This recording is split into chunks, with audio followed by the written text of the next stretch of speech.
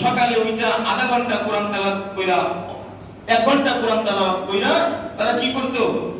রান্না বান্না করতে যাইতো। এখন এগুলো আছে কি বলেন?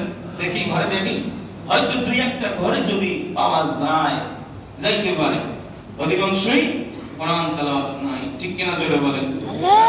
নবী করিম সাল্লাল্লাহু আলাইহি ওয়াসাল্লামের জামানা দেখি কেমন কোরআন তেলাওয়াত ছিল। নবীর জামানায় প্রত্যেকটা ঘরে শেষ রাতে উঠে কোরআন তেলাওয়াত হইতো। সুবহানাল্লাহ। প্রত্যেকটা ঘর থেকে আল্লাহর নবী স্বয়ং নিজে মক্কার অলিতে গলিতে ঘুরতেন, দেখতেন কার ঘর থেকে কোরআনের আওয়াজ আসে আর কার ঘর থেকে কোরআনের আওয়াজ আসে না। শেষ রাতে উঠে উঠে পায়চারি করতেন, মানুষের দ্বারে দ্বারে যাইতেন, গ্রামে গ্রামে ঘুরতেন। যার ঘর থেকে কোরআনের আওয়াজ আসতো না, সকালবেলা তাকে জিজ্ঞাসা করতেন, এই কি ব্যাপার, তোমার ঘর থেকে যে কোরআনের আওয়াজ আসতো না? সুবহানাল্লাহ। কি পরিমাণ গুরুত্ব ছিল। আজকে আমাদের গুরুত্ব নাই। আছে বলেন? কোরআন থেকে দূরে সরে থাকার কারণে আজকে আমাদের বিপদ মুসিবত আসতেছে। ঠিক কিনা? যত বিপদ মুসিবত, যত বিপর্যয় আজকে মুসলমানের একমাত্র কোরআন থেকে দূরে থাকার কারণে। বলেন কিসের কারণে? কোরআন থেকে দূরে থাকার কারণে। প্রিয় ভাইরা, দেখেন একসময় মুসলমান স্পেন দখল করে 800 বছর শাসন করেছিল। কয়শো বছর? বলেন কয়শো বছর? 800 বছর শাসন করেছিল স্পেন দখল করে মুসলমানরা। যতদিন মুসলমান কোরআনের অনুশাসন জারি রেখেছিল, কোরআন দিয়ে দেশ চালাইছিল, যতদিন কোরআনের তেলাওয়াত ছিল, কোরআনের সাথে তাদের সম্পর্ক ছিল, ততদিন মুসলমান স্পেন শাসন করেছিল। মুসলমান ইতিহাস ঘাটলে পাওয়া যায়, কোরআন থেকে যখন আস্তে আস্তে দূরে সরতে লাগলো, কোরআন থেকে যখন আস্তে আস্তে দূরে সরতে লাগলো, স্পেন মুসলমানদের আস্তে আস্তে হাতছাড়া হইতে লাগলো। হাতছাড়া হইতে হইতে হইতে হইতে খ্রিস্টানরা 1 লক্ষ যুদ্ধাবাসদেরকে নিয়ে মুসলমানদের উপরে আক্রমণ শুরু করলো। স্পেনের কর্ডোবায় এমন একটা মসজিদ মুসলমানরা নির্মাণ করেছিল, 1700 ফুটি ছিল। সুবহানাল্লাহ বলেন। বয়স 1700। মনকে মন পুরা লাগতো মন তৈরি করতে, সম্ভবত 40 মন। সুবহানাল্লাহ বলেন। প্রত্যেক শুক্রবারে বেশ কমবার চন্দন কাঠ দিয়া সুগন্ধি করা হইতো। প্রত্যেক শুক্রবারে বিশাল মসজিদ, প্রায় 1 লক্ষ মুসল্লি সেখানে নামাজ আদায় করতে পারতো। বাজান, এই খ্রিস্টানরা মুসলমানদের উপরে আতঙ্কিত হামলা করলো। হামলা কইরা মুসলমানদের কি বললো, তোমরা যদি বাঁচতে চাও তাহলে তোমাদের মসজিদের মধ্যে ঢোকো, তাহলে তোমাদেরকে কিছু বলা হবে না, নিরাপত্তা দেওয়া হবে। নিরাপত্তার বলি দিয়া মুসলমানদেরকে স্পেনের কর্ডোবায় এই মসজিদে 6 লক্ষ নারী পুরুষ, বৃদ্ধ সহ, ছোট বাচ্চা সহ, শিশু সহ তার মধ্যে ঢুকায়া বাহির থেকে পেট্রোল ঢাইলা এই গাদ্দার জাতি খ্রিস্টানেরা মুসলমানদেরকে পেট্রোল দিয়ে আগুন দিয়ে ধরায় একবারে জ্বালায়া ছাই করে দিল। নাউজুবিল্লাহ। ছাই করে দিল, মুসলমানদের শেষ করে দিল। বাকি মুসলমানদের যারা জীবিত ছিল তাদেরকে সমুদ্র পার করে দেওয়ার নাম নিয়া জাহাজে তুইলা সমুদ্রের মধ্যে নিক্ষেপ করে করে হত্যা করলো। এটা হচ্ছে খ্রিস্টানদের ইতিহাস, খ্রিস্টান জাতির চরিত্র। মুসলমানের সাথে চরম গাদ্দারি করলো। এই যে গাদ্দারি করলো, এই দিনটা ছিল 1 এপ্রিল। এপ্রিল ফুল পালন করে না? শুধু খ্রিস্টানরা করে না, মুসলমানরাও করে। হ্যাঁ, এই এপ্রিল ফুল মানে বোকা দিবস। মুসলমানদেরকে তারা বোকা বানাইছিল, এটা বলে, এটা দাবি করে মুসলমানদেরকে তারা বোকা বানাইছিল। এই জন্য কবি বলে, ও জামানা মে মুআজ্জাজ থি হামিলে কুরআন কর, ও জামানা মে মুআজ্জাজ থি হামিলে কুরআন কর, और तुम जलील खार हुए तारके कुरान होकर और तुम जलील खार हुए तारके कुरान होकर আগের জামানার মানুষেরা কোরআনকে আঁকড়ে ধরে হয়েছিল সম্মানিত তারা কোরআন দিয়ে দেশ চালিয়েছিল যতদিন মুসলমানের হাতে ক্ষমতা ছিল ততদিন আজকে কোরআন থেকে দূরে সরে থাকার কারণে মুসলমান হচ্ছে আজ লাঞ্ছিত বঞ্চিত ঠিক কিনা জোরে বলেন মুসলমানের সন্তানরা হচ্ছে আজ দূষিত এবাদান কোরআন থেকে দূরে থাকার কারণে আজকে আমরা অধঃপতনে চলে গেছি ঠিক কিনা আজকে আমার ব্যক্তিগত জীবনে কোরআন নাই আজকে আমার পারিবারিক জীবনে কোরআন নাই কোরআন থেকে দূরে আমি নিজেও কোরআন থেকে দূরে আমার পরিবারকেও কোরআন থেকে দূরে সরায় রাখছি আমার গ্রামবাসীরাও কোরআন থেকে দূরে আমার সমাজবাসীরা কোরআন থেকে দূরে আমার এলাকার লোকেরা কোরআন থেকে দূরে কোরআন শিক্ষার কোনো ব্যবস্থা নাই থাকলেও সেখানে আমরা সন্তানকে দিতে চাই না ইংলিশ মিডিয়ামে পড়াইতে চাই তাই না কোরআন পড়ায় কি হবে আর কি করে খাইবো তাই না আখিরাতের চিন্তা নাই শুধু দুনিয়ার চিন্তা সন্তানকে দিয়া দুনিয়া কামানোর মেশিন বানায় লইছে আখিরাতে নাজাতের উসিলা পায় না আমার বাবাজিরা কোরআন সমাজে নাই আজকে সমাজটা শান্তি দিয়া ভরা ঠিক কিনা জোরে বলেন কোরআন রাষ্ট্রে নাই রাষ্ট্রটা চলতেছে ওয়ানিয়মের মাধ্যমে দুর্নীতির মাধ্যমে ঠিক কিনা জোরে বলেন রাষ্ট্র চলতেছে ঘুষ প্রদানের মাধ্যমে অফিস আদালত চলতেছে ঘুষ আদান প্রদানের মাধ্যমে সমাজটা চলতেছে সুদ ঘুষের মাধ্যমে এনজিও প্রাণ ঢুকে গেছে সমাজের মধ্যে ঠিক কিনা জোরে বলেন মাঝে একজন মুসল্লি আমারে বলতেছে হুজুর এনজিও প্রাণ এমন ভাবে ঢুকেছে গ্রামের ভিতরে যে একজন এনজিও আইসা 20-25 জন 30 জন মহিলাদেরকে নিয়ে গোল হইয়া পয়সা মিটিং করে ঠিক কি না এই আমার বাজার এই এনজিওরা তাদের টাকা কামানোর উদ্দেশ্য না যে সমস্ত পুরুষ তাদের ঘরের মহিলাদেরকে বেগানা পুরুষের সামনে বসায়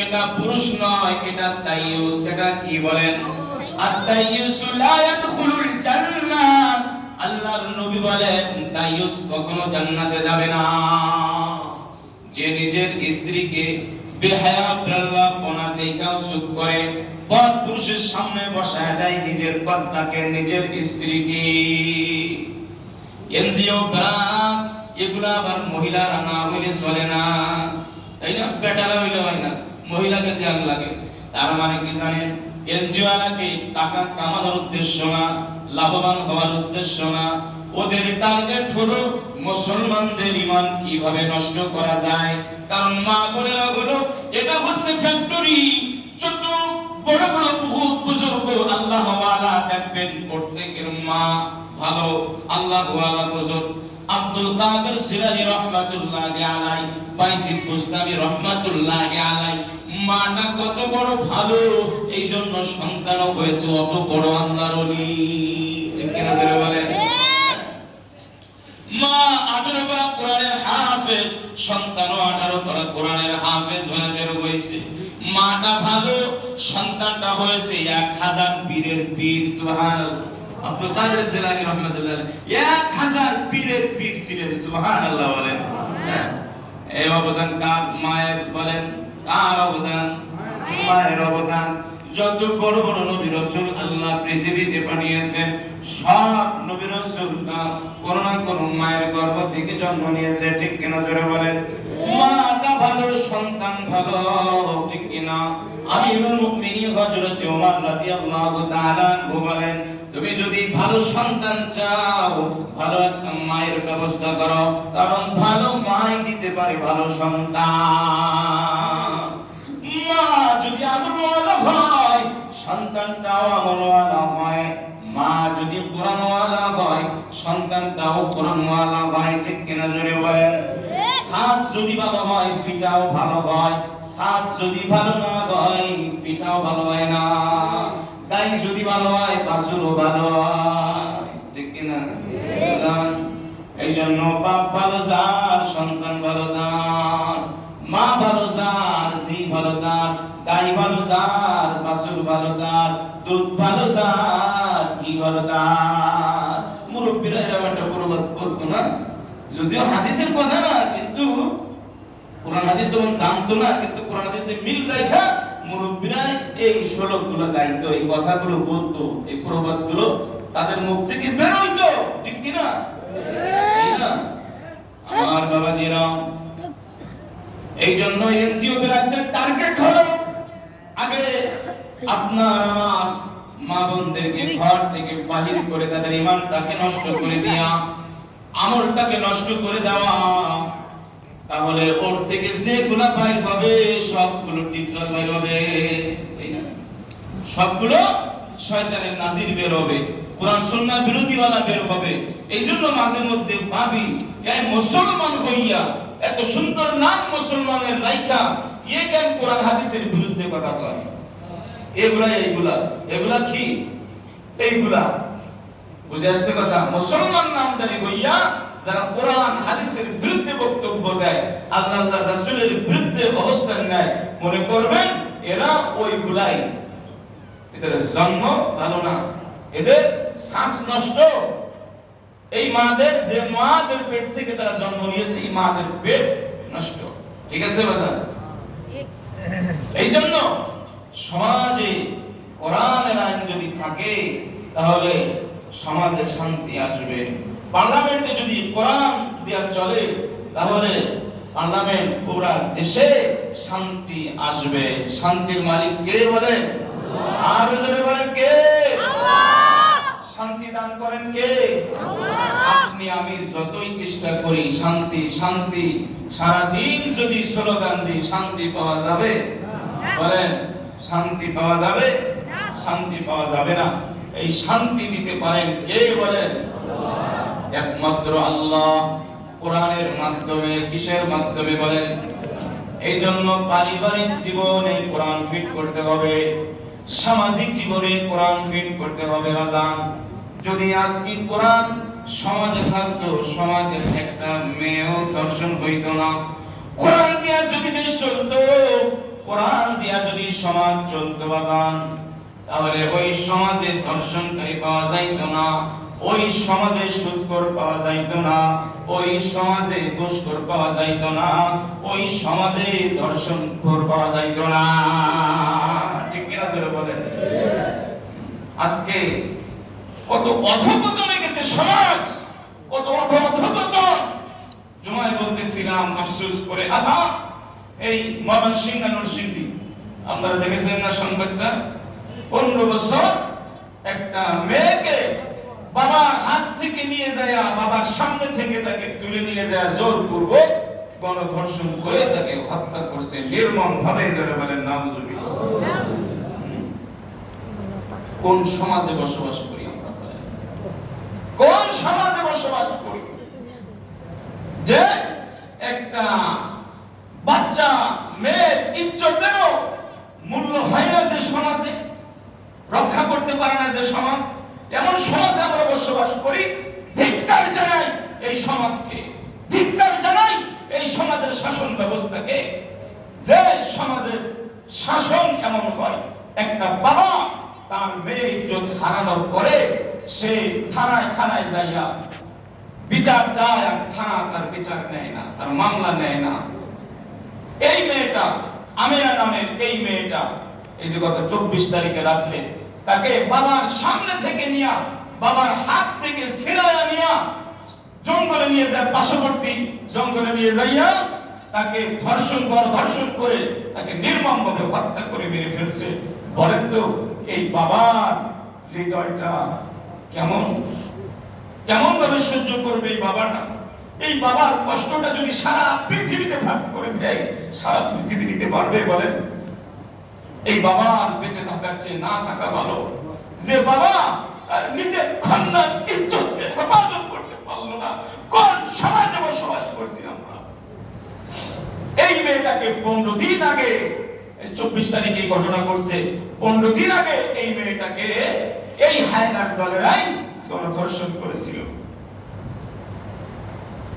গণধর্ষণ করার পর এই বাবা থানাতে গেছে, মামলা নেয় নাই। কেন নেয় নাই এটা তো আর ভেঙে বলার উপেক্ষা রাখে না, বোঝেনি কেন নেই নাই। কারণ দলীয় লোক এখানে যে কয়েকজন জড়িত, থানা মামলা নেয় না। তাহলে কোন যুগে বসবাস করছি আমরা বলেন? এখন 15 দিন হয়ে যায়, বাবা থানায় ঘুরে মামলা নেয় না। বাবা সমাজে মাতবারদের দ্বারে দ্বারে ঘরে বিচার হয় না। 15 দিন পর এই গত 24 তারিখে গেল, 24 তারিখে বাজার আজকে 27 তারিখ, ওই হায়নার দল আবার তারা দলবদ্ধ ভাবে আইসা রাত্রে বেলা 9টা থেকে 10টা এমন রাত্র বাবার সামনে থেকে, বাবার হাত থেকে নিজের পরিবার টুকরা কন্যাকে, এই আমিনা 15 বছর বয়স, এই আমিনাকে বাবার হাত থেকে জোরপূর্বক ছিনায় নিয়া এই কন্যাটাকে পাশবিক নির্যাতন করলো এই হায়নার দলেরা। পাশবিক নির্যাতন কইরা তাকে নির্মম ভাবে তাকে হত্যা করলো। আমার বাজান বলেন, নিজেকে একটু ওই জায়গায় একটু নিয়ে যান। আর এরকম ঘটনা যদি আমার সাথে ঘটতো, আমারও তো কন্যা আছে, ঠিক কিনা? এই বাবাটা কেমনে বেঁচে আছে দুনিয়ায় একটু চিন্তা করেন বাবা, একটু চিন্তা করেন। সমাজের বিচার ব্যবস্থা আজকে কেমন হয়ে গেছে। এই বাবাটা কেমনে বাঁচবে, কেমনে বাঁচবে? প্রতিটা মুহূর্ত তার কেমনে কাটতেছে। হায়, বাবা হইয়া নিজের কন্যার ইজ্জতকে সে বাঁচাইতে পারলো না। এই বাবা একটু চিন্তা করুন, একটু চিন্তা করুন। আজকে থানা গোলাম হয়ে গেছে, ঠিক কিনা? যে থানা কি জন্য? এই থানার মধ্যে যত জনগণ আছে তাদের জানের নিরাপত্তা, ইজ্জতের নিরাপত্তা, মানের নিরাপত্তা দেওয়ার জন্য এই থানা প্রতিষ্ঠিত, ঠিক কিনা? জোরে বলেন। থানা পুলিশ কি জন্য? যে সে জনগণের জান মানের নিরাপত্তা দেবে, ইজ্জত আব্রুর নিরাপত্তা দেবে। অথচ এই থানা, এই পুলিশ প্রশাসন আজ তারা নীরব ভূমিকা পালন করে। কেন? গোলাম হয়ে গেছে নির্দিষ্ট দলে, গোলামি করে। অথচ অতীতে ভুলে গেছে, অতীতের কথা ভুলে গেছে। যেভাবে থানা করে থানা পড়াইছে, পুলিশের করে পুলিশ ঝুলাইছে, কতখানি ক্ষোভ হইলে এই কাজ কাণ্ড ঘটতে পারে বলেন? পৃথিবীতে এরকম কোন দেশে নজির আছে? তারপরে কেন শিক্ষা হয় না বলেন? আজকে থানা প্রশাসন যদি 15 দিন আগে এই বাবা যখন তার মেয়ের ব্যাপারে অভিযোগ নিয়ে গেছে থানাতে, তখন থেকে যদি ব্যবস্থা গ্রহণ করত, তাহলে আজকে কি এই অবস্থা হইতো? এই 15 দিন পরে বলেন, এই মেয়েটাকে হারাইতে হইতো, তার কলিজার টুকরাকে কি হারাইতে হইতো? তাহলে সমাজ ব্যবস্থা কোথায় গেছে আমাদের বলেন? আমাদের এই থানাতে যারা আছে এদের দায়িত্ব কি, এদের কাজ কি? তারা যদি একজনের ইনসাফ দিতে না পারে, কিসের জন্য থানা লাগবে বলেন? জনগণ ক্ষোভ ঝাড়ে তো এই কারণে। কিসের জন্য আজকে দর্শিত হইতে হবে? কেন? আরেকটা বাচ্চা 6 বছর, এটাও রমজান মাসে ঘটনা। একটা অভিজাত ফ্যামিলির সন্তান, কন্যা 6 বছর বয়স, তাকেও হায়নারা ধর্ষণ করে তাকে নির্মম ভাবে হত্যা করছে। ফুটফুটে সুন্দর একটা বাচ্চা। বলেন, কোন সমাজে বসবাস করতেছি আমরা? শুধু শান্তি আর শান্তি। কোরআন বাদ দিয়া যতই শান্তি খোঁজেন, শান্তি পাওয়া যাবে বলেন? কোরআন বাদ দিয়া শান্তি পাওয়া যাবে?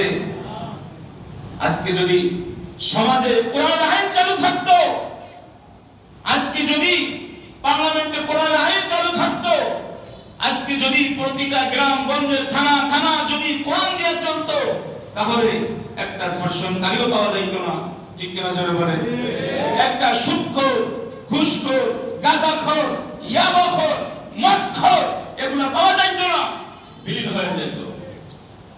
কোরআনের আইন, কোরআনের অনুশাসন যদি জারি থাকতো, আফগানিস্তানে দেখেন না, আফগানিস্তানে তো নাম নেওয়া যায় না, নিলে আবার তালেবান হয়ে যাওয়া লাগে, জঙ্গি হয়ে যাওয়া লাগে, ঠিক কিনা? আফগানিস্তান তারা ক্ষমতা দখল করার পরে বিভিন্ন ভিডিও চিত্র মিডিয়াতে দেখছেন না যে জিনাকারী শাস্তি কিভাবে তারা প্রয়োগ করছে, অর্ধেক গায়রা এরপরে পাথর মেরে সংবিধান করে মৃত্যু নিশ্চিত করেছে, ঠিক কিনা জোরে বলেন? এটা হলো কোরআনের শাস্তি, কোরআনের বিধান। কারণ কোরআন বলে আয-যানিয়াতু ওয়াজ-যানি ফাজলিদু কুল্লা ওয়াহিদিন মিনহুমা মিআতা জালদা। কোরআন বলে জিনাকারী পুরুষ, জিনাকারী মহিলা, তাদেরকে যদি ধরতে পারো, সাক্ষী প্রমাণ যদি পাওয়া যায় ঠিকঠাক মতো, তাহলে তাদেরকে কি করো? পাথর মেরে সংবিধান করে একবারে মৃত্যু নিশ্চিত করো। সুবহানাল্লাহ।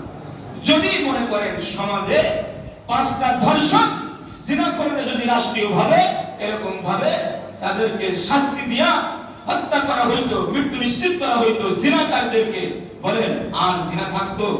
গ্রামে গঞ্জে সমাজে দেশে জিনা থাকতো, ব্যভিচার থাকতো, ধর্ষণ থাকতো? ধর্ষণকারীদেরকে ধরে ধরে যদি একবারে রাষ্ট্রীয়ভাবে তাদেরকে এই কোরআনের আইন প্রয়োগ করে সংবিধান করে তাদেরকে একবারে মৃত্যু নিশ্চিত করে দেওয়া হইতো, আর কোন সন্তানের বুকের পাড়ায় সাহস থাকতো? হ্যাঁ, কারণ বাবার কোল থেকে এই নিষ্পাপ মাসুম কন্যাদেরকে ছিনিয়ে এনে তারা দর্শন করবে, এই সাহস পাইতো না, ঠিক কিনা জোরে বলে?